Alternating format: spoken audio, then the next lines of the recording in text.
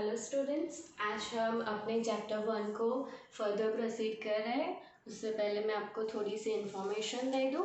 आपको अगर इस चैनल पे ऐसे वीडियो चाहिए तो चैनल को शेयर एंड सब्सक्राइब कीजिए और आपको जो नोटिफिकेशन जल्दी से आए इसके लिए नीचे दिए गए बेल आइकन को प्रेस कीजिए।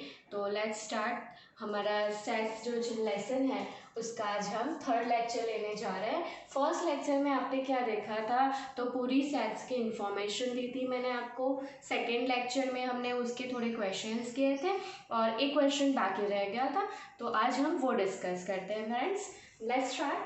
तो क्वेश्चन 6 है 1.1 का क्वेश्चन 6 जो कि लास्ट क्वेश्चन है, उसके बाद थोड़ी थियोरी एंड देन हम 1.2 को स्टार्ट करेंगे ना। तो वो क्वेश्चन क्या कहता है वो रीड करते हैं।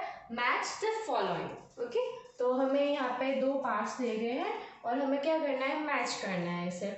तो मैं क्या करती हूँ, पहले मैं ये फॉर्म देख लेती हूँ और उसका आंसर लिख देती हूँ और सामने देख लेते हैं कि कौन सा आंसर किससे मैच होता है और हम हमारा क्वेश्चन इससे फिनिश करेंगे। तो लेट्स स्टार्ट।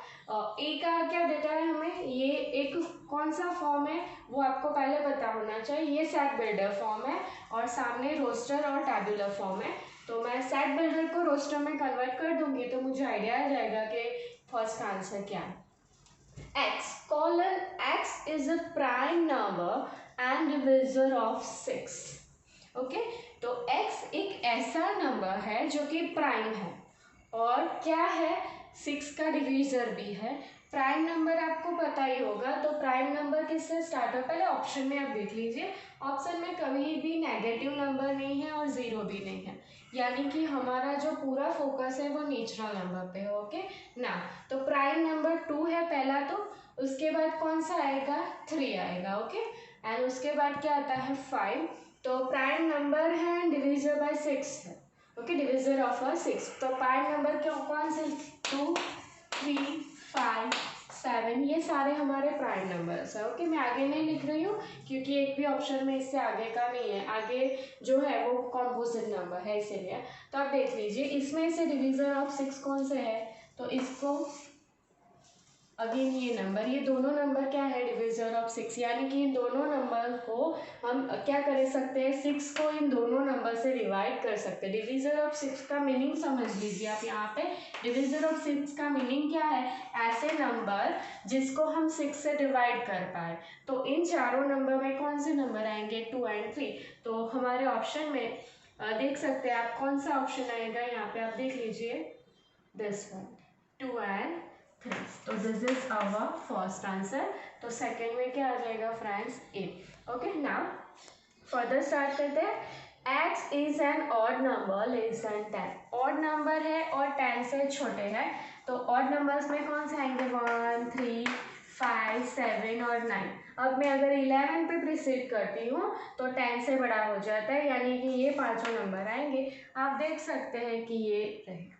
ओके, तो जो इसका आंसर क्या आएगा, बी। इसका आंसर क्या है, ए। आप साइड में लिख लीजिए जिससे फिर आपको दिक्कत ना हो। ओके, नेक्स्ट सी वाला पार्ट लिख लेते हैं।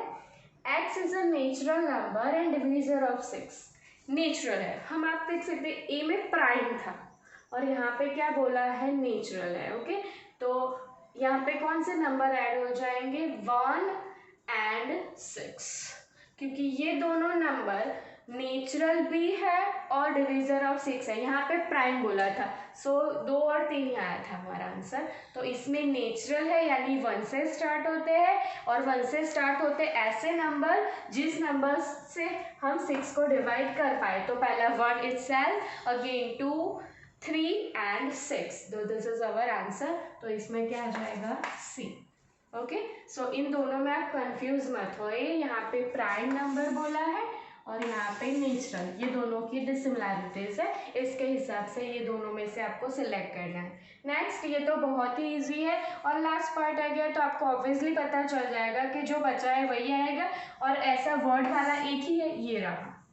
सो ऑब्वियसली थर्ड में क्या आएगा, डी। और अगर आपको नहीं मालूम चलता तो इसको आप क्या लिखना है, आपको टैबुलर फॉर्म में लिखना है, MATH ई, एम और ए आ गया और टी भी आ गया, तो ये तीन को स्किप करते हैं। उसके बाद I, C एंड S, ये रहा।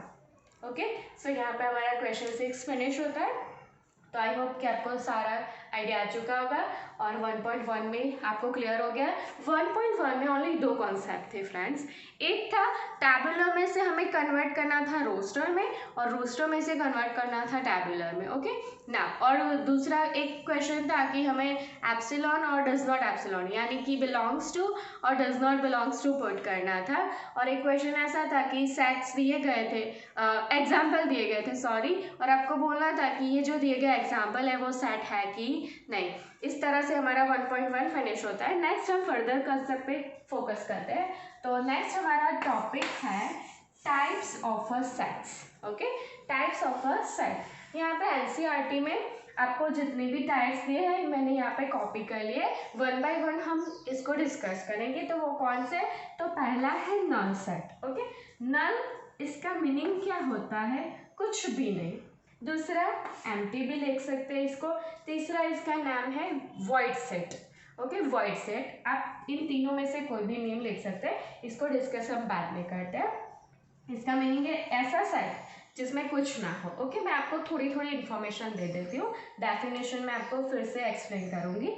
सिंगल डाइन सेट, इसका मीनिंग होता है कि इस सेट में एक ही एलिमेंट होगा, ओनली वन। ये आपके एनसीईआरटी की बुक में नहीं है, बट जस्ट फॉर इंफॉर्मेशन मैंने यहाँ पे राइट कर लिया है। अनदर कंसेप्ट है फाइनाइट एंड इनफाइनाइट। आपको नेम से ही पता चल गया होगा, फाइनाइट यानी काउंटेबल एलिमेंट्स और इनफाइनाइट यानी जो हम काउंट ना कर पाए, ऐसे जिस सेट्स में पीछे क्या लिखते हैं, डॉट्स लिखते हैं ऐसे। यूनिवर्सल, यूनिवर्सल के लिए हमें क्या करना पड़ेगा? तो कि हमें 2-3 सेट्स लेने होंगे और वो सारे एक सेट होंगे, एक सेट के एलिमेंट्स होंगे, उसे यूनिवर्सल। जैसे कि यहाँ पे मैं लिख दूँ 1 2 3 4 एंड 5। 1 2 एक सेट है, ये सेट है 2 3 और एक सेट है 4 5। ये है ए बी और सी। आप देख सकते हैं ए के सारे एलिमेंट इसमें है, इसको मैं यू नेम देती हूँ। ओके, ए के सारे एलिमेंट्स यू में है, आप देख सकते हैं 1 एंड 2। उसके बाद बी के भी सारे एलिमेंट्स है इसमें प्रेजेंट और सी के भी है। तो ये तीनों के तीनों सेट के लिए यू जो है वो यूनिवर्सल सेट का काम करेगा। ओके, और इसका जो हमें यूज़ है वो सबसेट में बहुत लगेगा, वो भी हम उस टाइम डिस्कस कर लेंगे। सबसेट यानी आप देख सकते हैं यहाँ पे ए के सारे एलिमेंट यू में है, तो हम ऐसा बोल सकते हैं A is the subset of you. ये हमें डिस्कस में काफ़ी कुछ डिस्कस करना है, इसलिए अभी हम इसको स्किप करते हैं, बाद में देखेंगे नेक्स्ट लेक्चर्स में। ओके, नेक्स्ट है इक्वल सेट्स। अब इक्वल तो आपको मालूम ही चल गया होगा, सेट्स लिखा है यहाँ पे मैंने, बाकी में सेट्स नहीं लिखा। सेट्स क्यों लिखा है? यहाँ पे 2 या 3 या 4 कुछ ने भी सेट लिखते हैं, एक नहीं लेंगे हम, 2 सेट के रिलेशन की बात है यहाँ पे। सो यहाँ पे 2 सेट्स के सारे एलिमेंट सेम होते हैं, उस सेट को क्या बोलते हैं? Equal sets. ओके ना, तो हम इससे स्टार्ट करते हैं हमारी डिस्कशन।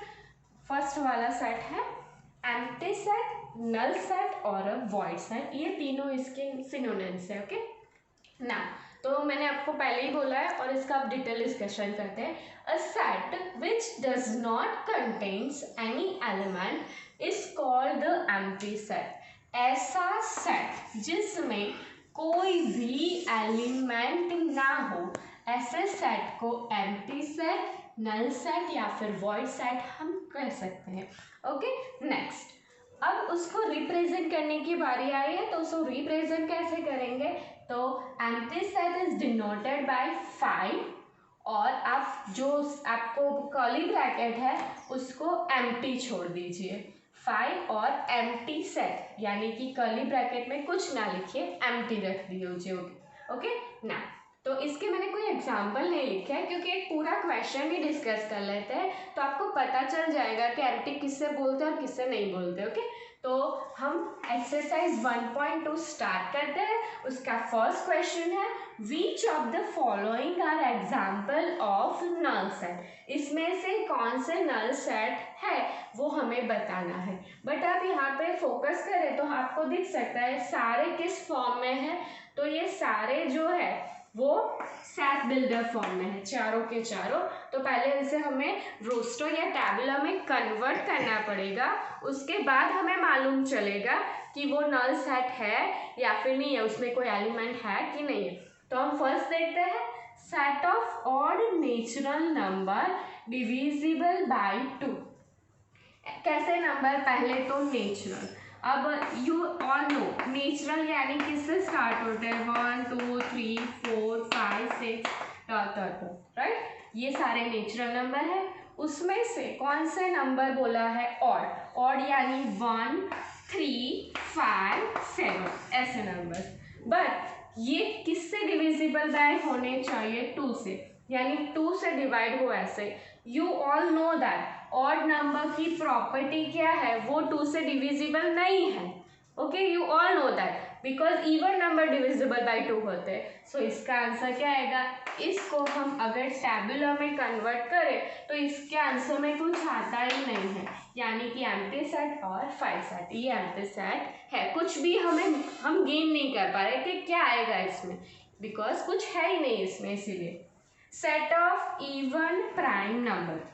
अब you all know that prime number क्या क्या है, 2 3 5 7 11, ये सारे प्राइम नंबर्स है। ओके, बट क्या बोला है, इवन। तो आप देख सकते हैं, तो पहला ही नंबर ऐसा है जो कि प्राइम भी है और इवन भी है। आगे हमें और कुछ लिखने की ज़रूरत ही नहीं है, तो इसका आंसर तो 2 आ सकता है। आगे आप देख लीजिए, बट हमें ओनली नल सेट बताना है। एक एलिमेंट आ गया तो नल नहीं है, तो इसके बाद आगे की डिस्कशन करने की कोई प्रोबेबिलिटी नहीं है, इसीलिए मैं इसका आंसर क्या लिखूंगी, नॉट नल सेट। ओके, यहाँ पे बोला नहीं है टैबुलर में लिखो, ओनली बताना है नल है कि नहीं है, इसलिए आगे के नंबर सारे चेक करने की कोई आवश्यकता नहीं है। ओके, नेक्स्ट क्वेश्चन 3 पर फोकस करता है। X colon x is a natural number, ऐसा natural number x less than 5 जो कि 5 से छोटा। अगर 5 से छोटा होगा तो उसका आंसर क्या आएगा, 1 2 3 एंड 4, बिकॉज नेचुरल का, नेचुरल 1 से स्टार्ट होता है। पहली कंडीशन हुई 5 से छोटे, तो ये 4 आ जाएंगे। ओके, नेक्स्ट 7 से बड़ा, 7 से बड़ा यानी 8 9 10 11, बड़ा बोला है तो सारे आ जाएंगे। अब इन दोनों को कंबाइन करके हमें आंसर लिखना है। क्यों, यहाँ पे बीच में और नहीं एंड बोला है। एंड का मीनिंग क्या है, ये कंडीशन भी आनी चाहिए एज वेल एज ये कंडीशन भी आनी चाहिए। अब ये दोनों कंडीशन एक में पॉसिबल नहीं, अगर और बोला होता तो हम ये दोनों को कंबाइन करके आंसर लिख देंगे। ओके, बट यहाँ पे क्या है, बीच में एंड, एंड यानी ये भी होना चाहिए और ये भी।